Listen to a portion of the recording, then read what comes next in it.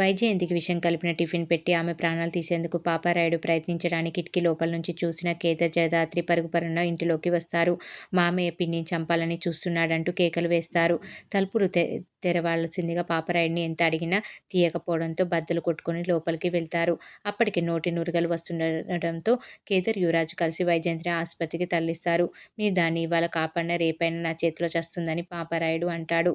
వైజయంతి హాస్పిటల్లో ఉందని తెలుసుకొని మీటింగ్లు క్యాన్సిల్ చేసుకుని కౌశికి పరుగు పరుగున హాస్పిటల్కి పరిగెత్తుకొని వస్తుంది. పిన్ని విషయం తాగిన విషయం అప్పటి వరకు తెలియని కౌశికి రిసెప్షన్లో ఆ విషయం తెలుసుకొని షాక్కి గురవుతుంది. వెంటనే వచ్చి సుధాకర్ను అడుగుతుంది. అసలు పిన్ని విషయం తాగడం ఏంటని నిలదీస్తుంది. దీనంతటికీ పాపారాయుడు బాబాయే కారణమని జయదాత్రి చెప్పడంతో అసలు జైల్లో ఉండాల్సిన రాయుడు బయటకెలా వచ్చాడని ప్రశ్నిస్తుంది.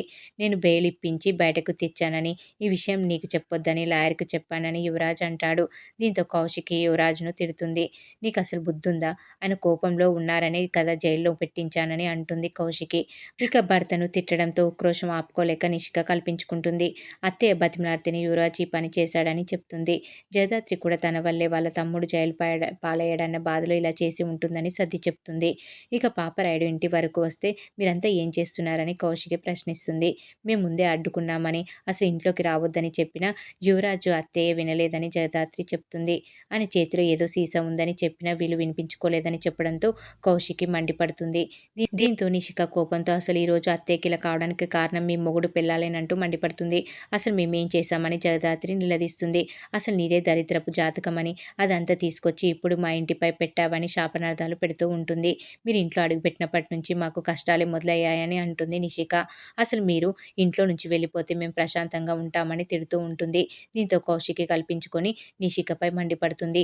మీ అక్కని పక్కన ఉండబట్టే కనీసం నువ్వు ఇంట్లో ఉండగలుగుతున్నావని, నీ చెడు స్నేహాలు, నువ్వు చేసిన తప్పులతో ఎప్పుడో జైల్లో ఉండేదానివని గుర్తు చేస్తుంది కౌశికి. వీళ్ళిక్కడ ఉండడమే కాక శ్రీవల్లిని కూడా తెచ్చారని, అందుకే మామయ్య ఆ అమ్మాయిని ఎవరైనా ఆరా తీయడం, అత్తయ్యను చంపడానికి ప్రయత్నించడం జరిగాయని నిషిక చెప్పడంతో సుధాకర్ కల్పించుకోండి, ఆపండి మీ అబద్ధాలని మండిపడతాడు. ఆసుపత్రికి వచ్చిన పాపారాయుడిని పట్టుకొని యువరాజ్ మా అమ్మని ఎందుకు చంపాలనుకున్నావని నిలదీస్తాడు. మీ అమ్మ తప్పు చేసింది కాబట్టి చావాల్సిందే అంటాడు పాపారాయుడు. అసలు మా అమ్మ ఇలాంటి తప్పు చేయలేదని యువరాజ్ అంటాడు. అలాంటప్పుడు ఈ అమ్మాయి ఎవరని శ్రీవల్లిని చూపిస్తాడు పాపారాయుడు. అసలు ఆ శ్రీవల్లి మా అమ్మకే పుట్టలేదని గట్టిగా అరుస్తాడు యువరాజ్. దీంతో అందరూ షాక్ అవుతారు. అలాంటప్పుడు శ్రీవల్లిని మీ అమ్మ ఎందుకు అనాథాశ్రమంలో చేర్పించిందని జయదాత్రి నిలదీస్తుంది. మరి ఏం జరగబోతుంది అనేది రాబోయే ఎపిసోడ్లో తెలుసుకుందాం.